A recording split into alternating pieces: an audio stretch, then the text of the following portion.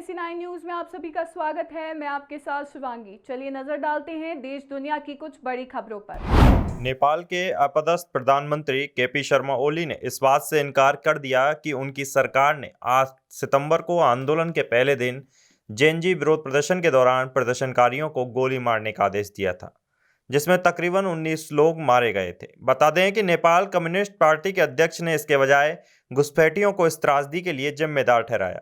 पूर्व पीएम ओली ने दावा किया कि सरकार ने प्रदर्शनकारियों पर गोली चलाने का आदेश नहीं दिया था। उन्होंने दावा किया कि प्रदर्शनकारियों पर स्वचालित बंदूकों से गोलियां चलाई गईं, जो पुलिसकर्मियों के पास नहीं थीं और इसकी जांच होनी चाहिए। ब्रिटेन की गुप्तचर एजेंसी MI6 के प्रमुख सर रिचर्ड मूर ने कहा कि रूस के राष्ट्रपति व्लादिमीर पुतिन यूक्रेन में शांति स्थापित करने के लिए बातचीत करना चाहते हैं। ऐसा कोई भी सबूत उन्हें नहीं मिला। सर रिचर्ड मूर पिछले 5 वर्षों से MI6 के प्रमुख हैं और सितंबर के अंत में वे अपना पद छोड़ने वाले हैं। इस्तांबुल स्थित ब्रिटिश वाणिज्य दूतावास में सीक्रेट इंटेलिजेंस सर्विस के प्रमुख सर रिचर्ड मूर ने अपने विदाई भाषण के दौरान कहा कि इस बात का बिल्कुल भी कोई प्रमाण नहीं है कि पुतिन शांति वार्ता करना चाहते हैं, वे हमें सिर्फ बहका रहे हैं। सीक्रेट इंटेलिजेंस सर्विस के प्रमुख रिचर्ड मूर ने कहा कि पुतिन हमें अपने जाल में फंसा रहे हैं। वे अपनी शाही इच्छा को हर संभव तरीके से थोपना चाहते हैं, लेकिन वह इसमें कामयाब नहीं हो सकते।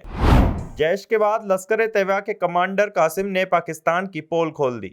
लश्कर कमांडर कासिम ने माना कि 7 मई सुबह किए गए हमले में मुरिद के स्थित लश्कर मरकज को तबाह कर दिया गया था। उसने कहा कि इस आतंकी शिविर का पुनर्निर्माण हो रहा है। हालांकि पाकिस्तान भारतीय सेना की कार्रवाई में हुए नुकसान को नकारता रहा है।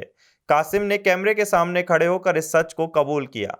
सोशल मीडिया पर वायरल हो रहे वीडियो में लश्कर कमांडर कासिम कहता हुआ नजर आ रहा है कि मैं मुरिद के में मरकज तैयबा के खंडरों पर खड़ा हूं, जो भारतीय हमले में नष्ट हो गए थे। मशहूर असमिया गायक जुबिन गर्ग का सिंगापुर में दुखद दुर्घटना में निधन हो गया। वह स्कूबा डाइविंग कर रहे थे, तभी हादसे का शिकार हो गए। सिंगापुर पुलिस ने उन्हें बचाया और पास के एक अस्पताल में भर्ती कराया। काफी मशक्कत के बावजूद डॉक्टर उन्हें बचा ना सके।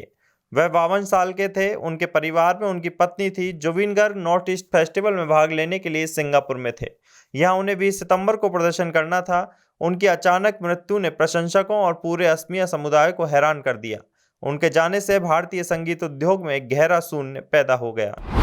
भाजपा ने कांग्रेस पर बड़ा हमला बोला और आरोप लगाया कि 2008 के मुंबई आतंकी हमले के बाद भी कांग्रेस सरकार ने पाकिस्तान पर कोई सख्त कदम नहीं उठाया। भाजपा ने कहा कि इसकी वजह कांग्रेस का पाकिस्तान के प्रति अनवरत प्रेम था। मामला तब गर्मा गया जब कांग्रेस के ओवरसीज विभाग प्रमुख सैम पित्रोदा का बयान सामने आया, जिसमें उन्होंने कहा कि उन्हें पाकिस्तान में घर जैसा महसूस हुआ। सैम पित्रोदा का यह बयान विपक्ष के लिए हथियार बन गया। भाजपा प्रवक्ता प्रदीप भंडारी ने इसे राहुल गांधी की सोच से जोड़ते हुए कहा कि राहुल गांधी के सबसे करीबी और कांग्रेस ओवरसीज प्रमुख सैम पित्रोदा पाकिस्तान को अपना घर बताते हैं।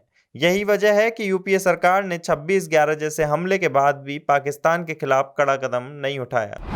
दिल्ली विश्वविद्यालय छात्र संघ चुनाव के परिणाम आज घोषित हो गए। एबीवीपी ने इस बार 3 सीटों पर जीत हासिल की, जिसमें अध्यक्ष सचिव संयुक्त सचिव का पद भी शामिल है।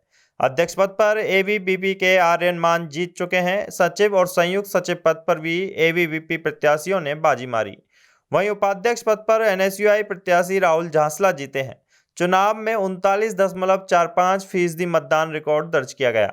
पिछले वर्ष की तुलना में 4.25% की बढ़ोतरी देखने को मिली। वहीं नॉर्थ कैंपस में कुछ कॉलेज के बाहर हंगामा जरूर देखने को मिला, लेकिन चुनाव शांतिपूर्वक हुआ। मुख्तार अंसारी के बेटे उमर अंसारी को इलाहाबाद हाईकोर्ट से बड़ी राहत मिली है। हाईकोर्ट ने गैंगस्टर एक्ट में जब्त जमीन को छुड़ाने के लिए अपनी मां का फर्जी हस्ताक्षर करने के आरोप में उमर अंसारी की जमानत याचिका को मंजूर कर लिया है। फर्जी हस्ताक्षर मामले में उमर के खिलाफ गाजीपुर के मोहम्मदाबाद थाने में मुकदमा दर्ज किया गया था। उमर अंसारी फिलहाल जेल में बंद हैं। जमानत के लिए उन्होंने हाईकोर्ट में याचिका दायर की थी। न्यायमूर्ति गौतम चौधरी की एकल पीठ के समक्ष याची उमर की तरफ से अधिवक्ता उपेंद्र उपाध्याय ने पक्ष रखा। भजनलाल सरकार की कैबिनेट बैठक में कई अहम फैसले लिए गए। राजस्थान में खेलों को प्रोत्साहित करने के लिए महाराणा प्रताप स्पोर्ट्स यूनिवर्सिटी बनेगी। संसदीय कार्य मंत्री जोगाराम पटेल ने जानकारी देते हुए कहा कि हिंदुस्तान के परिप्रेक्ष्य में महाराणा प्रताप के नाम से आप सभी परिचित हैं। अब राजस्थान में महाराणा प्रताप के नाम से स्पोर्ट्स यूनिवर्सिटी बनेगी, जो खेलों को विशेष प्रोत्साहन देगी। सरकार ने सिविल सेवा नियम और पर्यटन सेवा नियम में भी संशोधन किए हैं। साथ ही पारिवारिक पेंशन की सीमा को बढ़ाते हुए कई बदलाव किए हैं। राजस्थान में पेंशन को लेकर भजनलाल सरकार ने अहम फैसला लिया है। पेंशन की सीमा बढ़ाने का भी अहम फैसला सरकार ने लिया है। अब तक कर्मचारी की मृत्यु के बाद माता पिता को 30% पेंशन मिलती थी, लेकिन अब माता पिता को भी 50% पारिवारिक पेंशन मिलेगी। इसके साथ ही मानसिक विमंदित या निशक्त बच्चों को शादी के बाद भी पारिवारिक पेंशन का हक मिलेगा। पहले यह सुविधा शादी के बाद समाप्त हो जाती थी। पेंशन की सीमा भी 8,550 रुपये से बढ़ाकर 13,750 रुपये तक कर दी गई है। जयपुर एयरपोर्ट से हवाई यात्रा करने वालों के लिए एक बड़ी खुशखबरी है। यात्रियों की सुविधा और कनेक्टिविटी को बढ़ाने के लिए हवाई अड्डे पर 26 अक्टूबर से नया विंटर शेड्यूल लागू होने जा रहा है। यह शेड्यूल अगले 5 महीनों तक प्रभावी रहेगा, जो 29 मार्च 2026 को समाप्त होगा। इस बड़े बदलाव से जयपुर की हवाई सेवाओं में महत्वपूर्ण विस्तार होगा, जिससे यह शहर अब देश के 65 प्रमुख शहरों में सीधे जुड़ जाएगा, जबकि मौजूदा शेड्यूल में यह संख्या 52 थी। NSE9 न्यूज में फिलहाल इतना ही। आगे की खबरों से अपडेट रहने के लिए बने रहिए NSE9 न्यूज के साथ। नमस्कार।